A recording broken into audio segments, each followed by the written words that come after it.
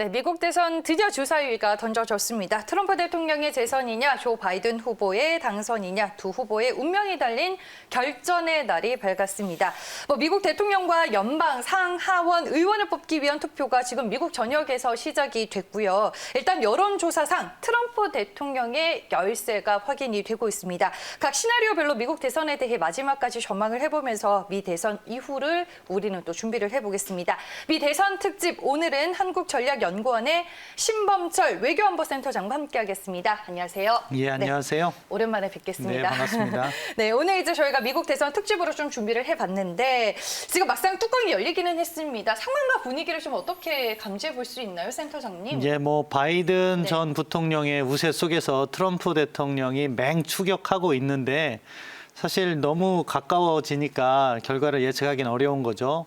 일반적인 전국적인 지지율 같은 경우에는 바이든 전 부통령이 상당히 앞서 나갔어요. 그렇지만 미국 대통령 선거의 특성상 네. 주요주, 그러니까 경합주라고 할 수 있는 소위 스윙 스테이트에서의 결과가 중요한데 미시건, 위스콘신, 펜실베니아, 플로리다, 노스캐롤라이나, 아리조나 이 6개 주가 향방을 가르는데 거기에선 트럼프 대통령이 오차 범위 안으로 다 따라잡았거든요. 따라서 여기에서 극적인 드라마를 연출한다면 4년 전과 같이 다시 한번 대통령에 당선될 수 있는 기회를 만들 수 있는 거죠. 하지만 여전히 펜실베니아나 이쪽에서 열세가 예상되기 때문에 아직은 바이든 전 부통령이 우위에 있다 이렇게 볼 수 있는 거죠. 네, 일단은 전체적으로 시그널이 좀 바이든 후보의 당선 쪽으로 기우는 듯 하기는 한데 마지막까지는 초박빙이 좀 예고가 됐고 이번 미국 대선 정말 예측하기 힘들다 이런 얘기들이 좀 많았잖아요. 유독 이번 대선이 예측하기가 어려운 이유 뭐라고 볼 수 있을까요? 근본적으로 샤이 트럼프의 존재라고 생각합니다. 그러니까 트럼프 지지자들이 여론조사에 잘 응답을 하지 않는 거죠. 그런 부분이 컸다고 보고요. 그건 4년 전이나 지금이나 똑같은 예, 마찬가지죠. 거예요? 네. 그렇기 때문에 사실 트럼프 대통령의 예측이 어려운 거예요. 4년 이전에 8년 전이나 그 전까지의 선거들은 여론조사의 결과가 거의 들어맞았어요. 네. 그런데 트럼프 대통령과 같은 경우에는 샤이 트럼프의 존재로 인해서 사실은 여론조사에 반영되지 않은 부분이 있고 다른 한편으로는 또 스윙 스테이트와 같이 그 위쪽은 러스트 벨트라고 하고 남쪽은 썬벨트라고 하는데 그쪽에서 워낙 그 지지율 차가 좁다 보니까 누가 이긴다고 단정적으로 보기가 어렵다는 거죠. 여전히 변수가 좀 남아있을 수밖에 없다라는 상황에 대해서 말씀을 해주셨고 이번 미국 대선의 변수로 이제 가장 큰 부분이 코로나19가 아닐까 싶습니다. 그로 인해서 우편 투표를 통한 사전 투표 열기도 굉장히 뜨거웠고 이 부분이 트럼프 대통령 재선에 미치는 영향도 좀 만만치가 않을 것 같은데 이 부분이 선거 판세에 미친 영향은 이번에 좀 어땠나요? 상당히 영향을 많이 미쳤다고 봅니다. 네. 그러니까 바이든 측에서는 의도적으로 고령자라든가 이쪽을 갖다가 직접적으로 공략을 한 거예요. 네. 트럼프 대통령이 코로나 대응을 잘못해서 미국에서 20만 명 이상이 사망하게 됐다. 이 점을 강조하게 되고 그러다 보니까 민주당 지지층이 사전투표에 더 적극적으로 임하게 되는 네. 거고 트럼프 대통령으로서는 선거 전략으로 당일날 도착하지 않은 사전투표에 대해서 헌법소송이라든가 이런 것도 고민하고 있는 거고요. 결국 가장 큰 것은 경제 이슈인데 사실 코로나19가 이렇게 발현하기 전에 작년 연말까지 미국 경제는 상당히 호황이었거든요. 그것이 트럼프 대통령의 재선 가능성을 높게 보는 주 원인이었는데 코로나19가 그것을 다 잠식을 하게 된 거죠. 네. 그러다 보니까 트럼프 대통령으로서는 코로나19로 인해서 지지층도 잠식됐고 자신의 경제적 성과도 잠식됐기 때문에 상당히 어려운 선거를 하게 되는 주 원인이 된 거죠. 그리고 미국 대선이 임박하면서 이제 전 세계가 또 많이 주목을 했잖아요. 이제 각 나라별로 어떤 관점으로 보는지도 중요할 것 같은데 유독 미국 대선에 중국이 좀 조용한 반응을 보이다가 오늘 이제 시진핑 중국 국가주석이 좀 대외 메시지를 내놓을 수도 있다 이런 얘기가 있던데 중국 쪽의 반응은 우리가 어떻게 봐야 되나요? 중국은 사실 네. 내심으로는 트럼프 대통령보다는 바이든 전 부통령을 선호할 것입니다. 왜냐하면 트럼프 대통령이 워낙 노골적으로 중국에 대한 압박을 강화하고 있고 이러한 압박은 사실 전임자였던 오바마 행정부에서는 찾아볼 수 없는 거거든요.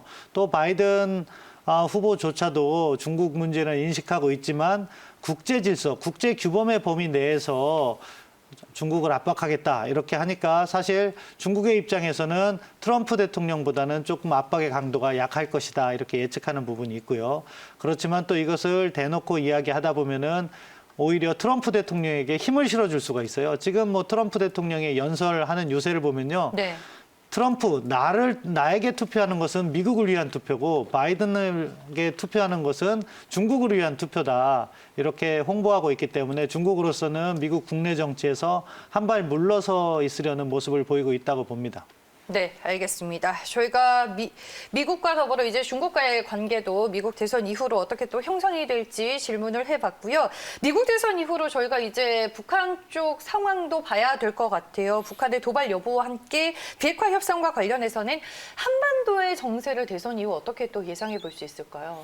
예, 뭐 사실은 네. 큰 틀에서 보면 미국의 어떤 행정부가 들어서든 북한에 대해서는 비핵화를 요구하고 그다음에 비핵화와 연계해서 관계 개선이나 이런 것을 희망하고 있죠. 그 점을 고려할 때는 근본적인 차이는 없다 볼 수도 있지만 접근법 자체가 차이가 상당히 나기 때문에 북한의 입장도 따라서 변화할 수 있다. 기본적으로 트럼프 대통령은 김정은 위원장과의 만남을 긍정적으로 평가하고 있고 재선이 됐을 경우에도 계속해서 김정은 위원장과 만나고 탑다운 방식으로 문제를 풀어가겠다 이렇게 이야기를 했어요. 반대로 바이든 전 부통령과 같은 경우에는 그러한 트럼프 대통령의 접근법에 대해서 비난을 하고 자신은 바텀업, 그러니까 실무자들이 먼저 접촉을 해서 어느 정도 성과를 낸 다음에 정상회담을 갖겠다 이렇게 이야기를 한 거죠. 네. 그렇기 때문에 북한의 입장에서는 양 후보자가 극명하게 차이가 나는 거예요. 북한의 입장에서는 가장 중요한 것이 김정은 위원장의 생각이잖아요. 그런데 김정은 위원장은 그간 탑다운 방식을 선호한다고 이야기를 누차 해왔어요. 그러다 보니까 자연스럽게 트럼프 대통령을 더 선호하는 듯한 모습으로 비춰졌고 그것이 지난 7월 12일 김여정의 대미담화나 최근 그러니까 미국 대선을 전후해서 북한이 ICBM이나 SLBM 실험을 할 것이라는 예측이 있었지만 북한이 그것을 참아왔던 거죠. 그런 측면에서는 북한은 트럼프 대통령을 선호한다고 볼 수 있고요. 바이든 전 부통령이 대통령에 당선된다면은 북한으로서는 자신들의 정책 우선순위를 끌어올리기 위해서 그간 참아왔던 ICBM이나 SLBM 시험 발사를 하고 어느 정도 긴장을 조성하다 보면 바이든 행정부에서 북한 문제를 무시할 수 없게 되거든요. 네. 그렇게 되다 보면은 자연스럽게 접촉의 시기가 빨라지지 않을까 그런 예상을 하기 때문에 아무래도 트럼프 행정부보단 바이든 행정부가 들어섰을 때 불확실성이 커질 것이다 이렇게 예측할 수 있는 거죠. 알겠습니다. 중국에 이어서 또 북한 측 얘기도 저희가 들어봤습니다. 그럼 전체적으로 이제 미국 대선 결과에 따라서 전 세계 뭐 경제, 외교, 안보 등이 어떤 격돈의 시기를 좀 겪게 될까요, 이번에? 이제 뭐 상당한 차이점을 보일 겁니다. 네. 그래서 이번 미국 대선이 역대 어느 선거보다 국제사회에 많은 관심을 모으고 있다고 봅니다. 네. 기본적으로 트럼프 대통령은 자기가 주창해왔던 아메리카 퍼스트, 미국 이익 제일주의를 계속해서 추구해 나가겠죠. 그러다 보면은 동맹국이라든가 중국에 대해서 강력한 압박 수단을 사용하면서 미국의 요구사항을 받아들여라 이렇게 요구할 가능성이 높고요. 바이든 후보와 같은 경우에는 리버럴 인터내셔널 오더, 자유주의적 국제 질서를 갖다가 강조하고 있기 때문에 국제 규범이라든가 국제 기구의 부활, 그리고 동맹국들과의 협조, 공조 이런 부분을 강조하고 있기 때문에 사실은 오바마 시절로 되돌아갈 가능성이 있다고 보는 거죠. 이 차이가 사실은 국제사회에 미치는 영향이 상당히 큽니다. 네. 첫 번째, 미중 관계에 있어서는 사실 경쟁이 트럼프 있을 때 계속해서 격화되고 그러다 보니까 세계 무역이라든가 이런 부분은 침체될 가능성이 있는 거예요. 동맹국과 관련해서도 사실은 트럼프 대통령은 동맹국을 상당히 압박해 왔는데 바이든과 같은 경우에는 그런 압박이 잘못됐다고 했기 때문에 우리나라와 관련해서도 방위비 분담금이나 여러 협상에 있어서 보다 유리한 입장에 있을 것이다. 그렇지만 또 북핵 문제와 관련해서는 우리 문재인 정부 입장과는 트럼프 행정부가 더 보조를 맞추는 부분이 있기 때문에 사실은 어느 행정부가 들어서는 것이 우리 국익에 부합한다 아니다 이렇게 판단하기보다는 네. 어떠한 행정부가 들어서더라도 우리가 잘 조율해 나가면 우리의 국익을 실현할 수 있다. 이런 접근이 바람직하다고 생각합니다. 네, 명확하게 답을 주셨는데 추가적으로 마지막으로 이제 짧게 좀 질문 드려볼게요. 지금 뭐 여론조사 기간 외에 여러 가지 부분에서 조 바이든 후보의 당선을 좀 유력하게 보는 신호들이 감지가 되고 있는 거예요, 센터장님? 예, 그렇습니다. 여론조사 말고도 네. 사실 여러 가지 다른 변수가 있죠. 사실 트럼프 대통령의 경제 성과 이런 것들이 상당히 중요한 의미를 가졌는데 코로나가 잠식을 했고요. 또 과거 힐러리 클린턴 후보와 달리 바이든을 싫어하는 사람들이 그렇게 그 비율이 높지 않아요. 그것은 무엇이냐? 네. 반감이 덜하기 때문에 오히려 트럼프에 대한 반감이 있는 사람들이 부담 없이 바이든 후보를 지지할 수 있다. 이런 부분에 있어서도 바이든이 보다 유리한 측면이 있는 거고요. 그리고 샤이 트럼프와 관련해서도 사실 4년 전에는 공화당이 야당이었기 때문에 샤이 트럼프들이 잠재되어 있다가 선거 때 등장했을 가능성이 높은데 지금은 4년 동안 여당 역할을 해왔다는 거죠. 그렇기 때문에 샤이 트럼프의 숫자가 4년 전보다는 많지 않을 것이다. 그리고 또한 이번에 투표율이 예상보다 훨씬 높을 것 같아요.